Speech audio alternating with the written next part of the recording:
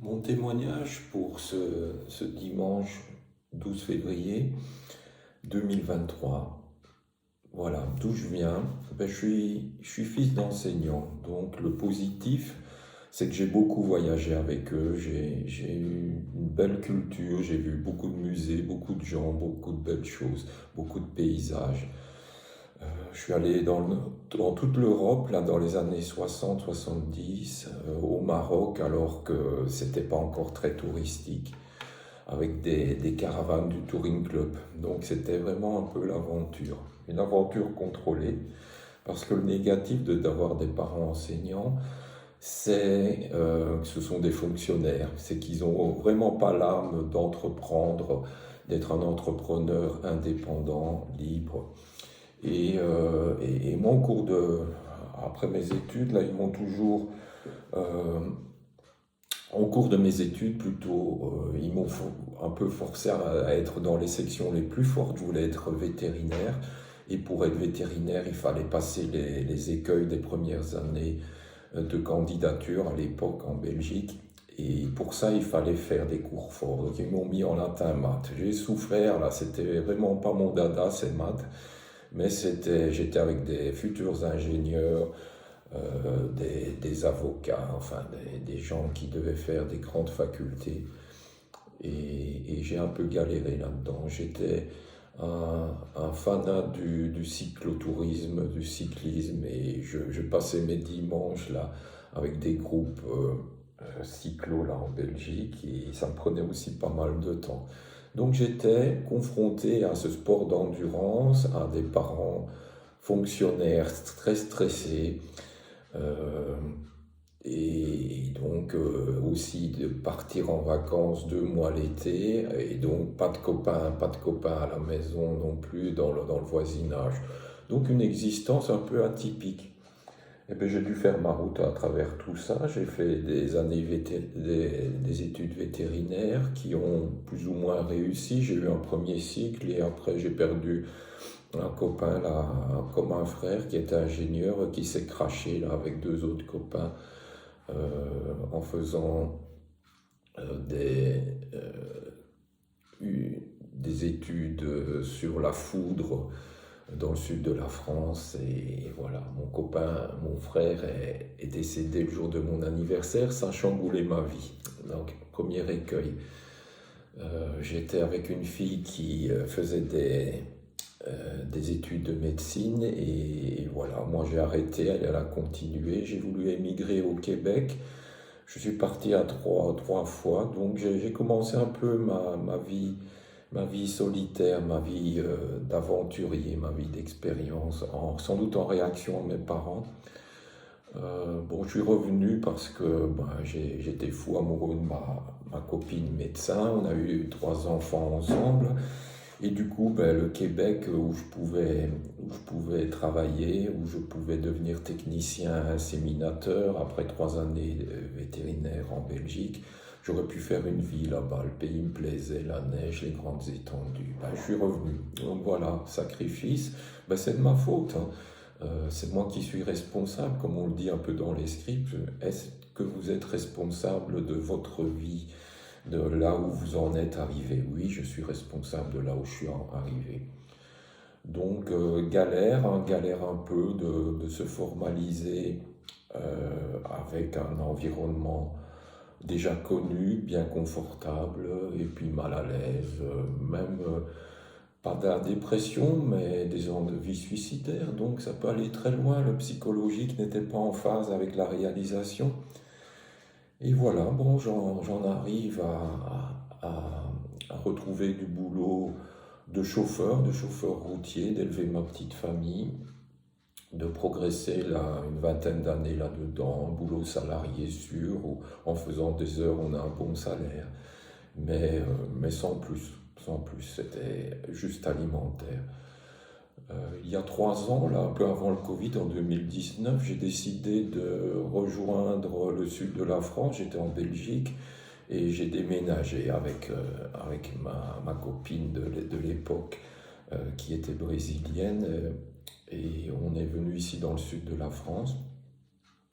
rejoindre, être plus près de maman, 84 ans, qui était seule depuis le décès de papa. Donc c'était un premier pas, un premier pas peut-être un peu tardif. Là, j'avais 57 ans et je suis descendu dans le sud de la France. C'était un rêve quand même d'être au soleil. Moi, j'adore le soleil, j'adore la France, j'adore être à 40 minutes de la plage. Et donc voilà, un peu galère parce que émigrer, même en étant européen, recommencer beaucoup d'administratifs, j'ai retrouvé un boulot de chauffeur directement, mais avec un salaire vachement plus bas qu'en Belgique. Un accueil pas toujours très chaleureux. Bon, moi je connaissais un peu le, la personnalité des gens du Sud, hein. C'est pas la chaleur que les gens du Nord, les Ch'tis ou les Belges ont dans le cœur. Donc c'est joli l'été, on joue à la pétanque, on boit le pastis, mais l'hiver, chacun chez soi, un peu indépendant. Et même en étant européen, de se voir dire, ben, qu'est-ce que tu fais un peu dans notre pays? Tu viens nous bouffer notre salaire. Donc, bon, c'est pas du racisme. J'avais vécu beaucoup plus durement une année chez les Flamands en Belgique, où là j'étais le francophone un peu bâtard, le fainéant. Donc voilà, comme quoi les peuples sont quand même quelquefois braqués dans leurs idées, dans leur confort, leur sécurité, loin de la bienveillance. Donc on est tombé dans le Covid là avec ma femme ici, sans emploi, elle d'origine brésilienne, donc avec des documents belges, mais titre de séjour nul, attente au niveau français, beaucoup de démarches, donc c'était un peu galère, on s'est un peu endetté. Ben moi j'étais le seul à travailler et voilà, donc j'ai dû un peu emprunter et je me suis retrouvé avec des contraintes bancaires. Je voulais créer, on était plein d'ambition là pendant ce Covid. On voulait refaire le monde, se dire, allez, ça y est, on arrête, on va réaliser ses rêves. Donc je voulais commencer une boîte d'entrepreneurs. Moi j'étais chauffeur, j'avais passé un casse-grue, je m'intéressais pas mal aux conteneurs maritimes usagés et je voulais créer des abris de jardin, des abris de piscine, des studios de fond de jardin en rénovant des conteneurs maritimes. Et puis les banques m'ont pas suivi, j'avais trouvé un partenaire breton, c'était prêt à signer, mais la banque m'a pas suivi. J'ai rempilé, là j'ai repassé mon FIMO pour la France, donc reparti pour 5 ans avec des documents en règle pour être un routier en France. Et bon, j'ai voulu travailler en frigo la nuit, gagner un peu plus. Là. J'étais sur un salaire de 3 500 euros, mais infernal, d'Avignon vers Paris et la Normandie. Toute la nuit, en voyant ma femme seulement le week-end, je me dis, Patrick, est-ce que ça vaut le coup de faire autant de sacrifices pour 1000 euros? 1000 € en plus gagnés par rapport à un salaire d'un routier ici en jour-nuit, en jour, retour à la maison la nuit, de dormir la nuit à sa maison à Nîmes. Donc j'ai trouvé une boîte ici, près de chez moi, et bon, j'étais pas mal heureux, donc j'étais assez satisfait. Mais bon, il manquait 1000 euros. Et c'est à ce moment-là que j'ai regardé vers le digital marketing et je me suis dit, il faut que je retrouve ces 1000 euros. C'était mon objectif de combler ces 1000 € pour répondre à mes obligations bancaires avec tous les emprunts que j'avais contractés depuis le Covid. Et puis ça a pris un peu de temps, hein. J'ai connu Hybrid Marketing, David Michigan et Mathias Nezar à l'époque, et j'avais une closeuse qui m'a un peu abandonné. Donc l'activité principale, chauffeur, 60 heures semaine quand même, plus, plus être un peu à l'abandon là, dans ce départ du marketing digital, le closing. Bon, j'ai perdu pas mal de temps. Et puis je m'y suis mis à fond là au mois de juillet. On sentait déjà qu'il allait y avoir une scission entre David Michigan et Mathias Nezar. Moi, j'ai suivi un peu les deux. J'étais accueilli chez les deux, et notamment chez David, qui nous a, à l'aide d'un formulaire et plein de confiance, accueillis avec notre histoire de hybride marketing. Donc là, c'était un point positif. Ça a pris du temps là que cette plateforme se monte et puis boum, ça explose, ça explose. On sent beaucoup de bienveillance chez Michigan, euh, beaucoup de participation de chacun avec ses compétences, qui travaille en copywriting, qui travaille dans la conception des publicités, la correction orthographique des différents supports, la mise à jour de jolis sites internet, la traduction en diverses langues. Maintenant, on est à une vingtaine de langues sur les plaquettes. Et il y avait cette émulsion là, ce côté très accueillant, très participatif. Tout était gratuit dans la plateforme, alors que chez le concurrent d'en face, là, il fallait toujours rajouter quelques centaines d'euros à chaque option, à chaque changement de conception dans la semaine. Voilà pourquoi je suis resté chez David Michigan, pourquoi j'évolue chez eux et pourquoi je suis heureux d'être là. Maintenant, je me vois pas mal avancé. J'étais dans un groupe d'entraide Positive Closing qui était plutôt des désespérés de Mathias Nezar, et que j'ai converti sans le vouloir en parlant tellement de la bienveillance qu'il y avait chez Michigan. Et maintenant, on est là tout un groupe d'ex de la plateforme d'en face, et partenaires au début, puisque c'était déjà des closers sur la plateforme d'en face, et maintenant qui viennent me rejoindre complètement, et qui apprécient les challenges, le jeu qui se passe, le plaisir, le no stress, la bienveillance. Ici chez David Michigan, Liberty Closing, Michigan Academy. Donc voilà un peu mon parcours, et voilà, je suis complètement satisfait de tout ça. Il y a encore de la route à faire, mais bon, j'ai fait mes premiers closings, j'ai des super contacts, j'ai de la relance, donc tout ça se met en place. Maintenant, j'apprécie en tout cas de prendre mon téléphone et de partir en week-end. Là, dernièrement, on était en week-end à la neige avec ma femme. Et voilà, j'avais le téléphone sur les pistes de ski, les pieds dans la neige.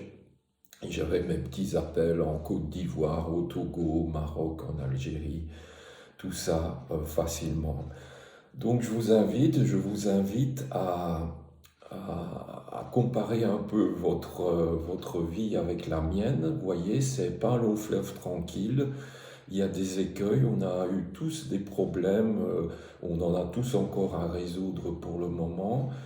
Et c'est toujours ce partage humain, de bienveillance avec nos expériences. Et je me sens complètement vivre maintenant avec tout mon parcours. Et je crois que tout mon parcours, finalement, est une réserve de savoir, de zénitude que j'ai apporté aux autres, à aider. J'ai un tel plaisir à partager les liens que je connais sur des nouveaux contacts partout dans le monde, et je crois que j'étais à la recherche d'un avatar qui me convenait. Vous voyez, j'ai les cheveux gris, j'ai 60 ans, je suis chauffeur routier. Mon avatar, c'était pas 60 ans, cheveux gris, chauffeur routier, mais plutôt des gens qui aiment voyager, qui aiment partager, qui aiment découvrir les richesses culturelles des autres. Voilà, je crois que c'est ça mon avatar, d'avoir un jour envie de faire l'Europe ou le Brésil en camping-car, et de continuer à travailler comme ça. Moi, je suis pas à l'attente de la retraite, j'ai des droits là-dedans puisque j'ai quand même un passé d'une vingtaine d'années de routier. Je suis un routier atypique parce que j'ai eu 3 années de fac vétérinaire. Et voilà, et je suis heureux de faire remonter à la surface toute cette expérience acquise, de le partager avec tout le monde. Et j'ai un énorme plaisir et une énorme croyance que je vais y arriver, que je vais aider des tas de gens. Et ça, c'est ce qui me rend heureux. Et ça, c'est un bienfait mondial. Et merci David, merci de nous traduire tout ça. Je remercie encore tous ces gens qui ont participé. Là, je vais le mettre, les petits placards, photos à la fin de cette vidéo. Et voilà, c'était mon témoignage spontané ici sur ce week-end à Nîmes, en revenant de 2 jours au ski à 2 heures d'ici dans les Cévennes en plein soleil. J'ai pris un peu de couleur. Je suis un peu comme un scampi, comme me dit ma femme, elle qui a la peau si bien dorée. Et puis, vous voyez, l'avenir, là, c'est l'Afrique. Et j'ai un énorme plaisir de travailler et de rencontrer tous ces gens qui vont nous aider à exploser l'académie en vente et en découverte. Merci beaucoup et bon dimanche.